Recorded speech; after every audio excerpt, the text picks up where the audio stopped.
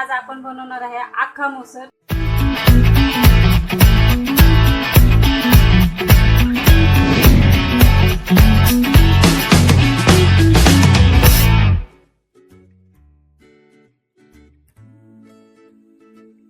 त्याच्यासाठी काय काय लागतं आपण ते बघूया। 2 चम्मच आपण तेल टाकूया कढई तापली तर। चला आपलं आता तेल तापलेलं आहे। आता आपण याच्यामध्ये एक मोठा कांदा मी कापून घेतला होता बारीक, तो फ्राय करूया।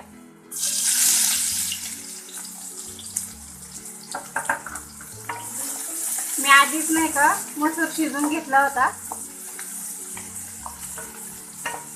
मसूर चांगला शिजल्यावरती आपण फोडणी देणार आता त्याला।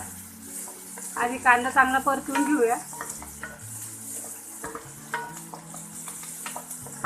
तर आपला कांदा होत आलेला आहे। थोडंसं आणखीन ब्राऊन होऊ द्यायचा, खूप ब्राऊन नाही करायचा, थोडा होऊन द्यायचा, नाहीतर ते करपल्यासारखं लागतं जास्त ब्राऊन झाल्यावरती। आणि याच्यामध्ये मी नाही का राई, जिरे, कढीपत्ता काहीच टाकलेलं नाही, कारण की आपल्याला वरनं तडका द्यायचा आहे, त्यामुळे मी काहीच टाकलेलं नाही।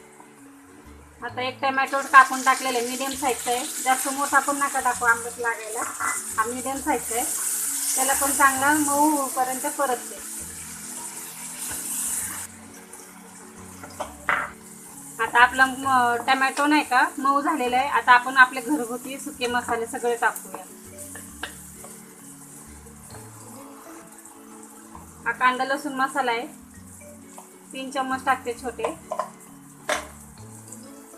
हळद आहे अर्धा चम्मच, आणि थोडासा धना पावडर आहे, आणि महत्वाचा चटणी, आपली घरगुती चटणी घरी बनवलेली लाल तिखट, ते 2-3 चम्मच टाकायचे छोटे। तिखटनुसार टाकायचं, तुम्हाला जसं तिखट लागेल तसं टाकायचं। आणि थोडीशी कोथिंबीर टाकूया आपण याच्यामध्ये, म्हणजे मसाल्याला जरा चांगलं ग्लो येईल।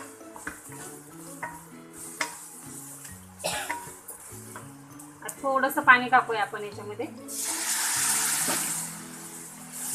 आता बघा आपला मसाला कसा झालेला आहे, सगळं एकजीव झालेला आहे। आता टमाटर तर दिसतच नाही कुठंच।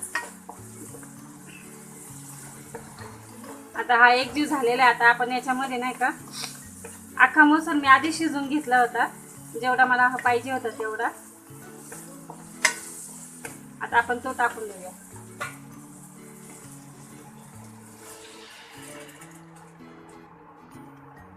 याला जास्त गाळ नाही शिजून द्यायचं, जास्त गाळ शिजला ना मग तो चांगला नाही लागत। 2-3 शिट्ट्या करून घ्यायच्या फक्त, चांगलं शिजून जातं तेवढं याच्यामध्ये। तर आपण थोडंसं पाणी घालू याच्यामध्ये, गरम पाणी घालायचं। कुठली भाजी करा तुम्ही त्याच्यामध्ये गरम पाणी घाला, तरी पण येते आणि चव पण येते।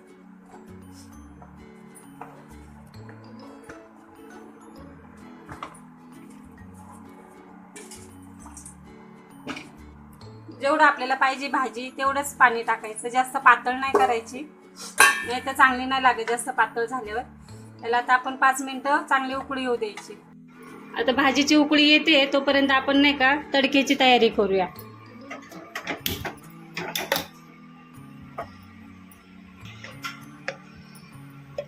आता आपला पॅन तापलेला आहे, 1 मोठा चम्मच तूप टाकायचं।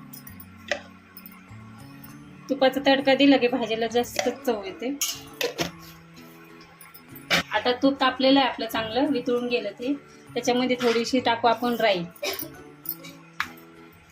राई तडतडली की लगेच जिरे टाकूया, थोडेसे जिरे टाकायचे, थोडं लसूण टाकायचं। थोडं लसूण टाकलं याला असं फ्राय करायचं। लसूण थोडं ब्राऊन झालं पाहिजे, जास्त नाही करायचं ब्राऊन।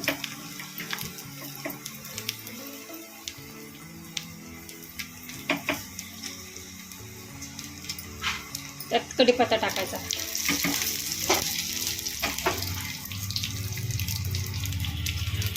ही 2-3 लाल सुक्या मिरच्या टाकायच्या।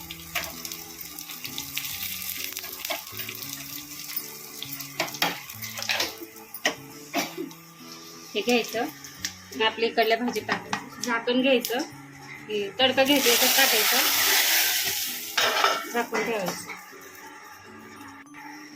आता आपली भाजी झालेली आहे, याला चांगला तडका दिलेला आहे आपण. आता याच्यामध्ये आपलं काय राहिलेलं आहे, मीठ टाकायचं राहिलेलं आहे.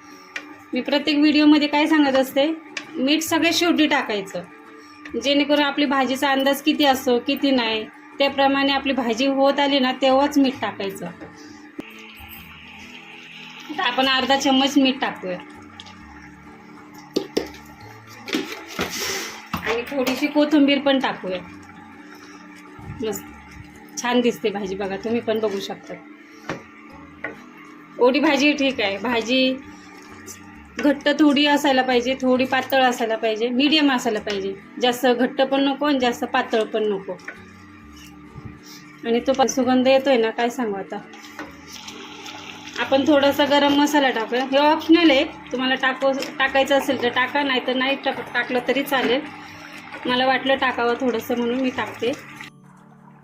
आता आपली भाजी झालेली आहे, तर आपण याला सर्व करूया. आजची भाजी जर आवडली असेल तर नक्की लाईक करा, बनवून बघा कशी लागते कशी नाही. कमेंटमध्ये मला नक्की सांगा की भाजी कशी लागते.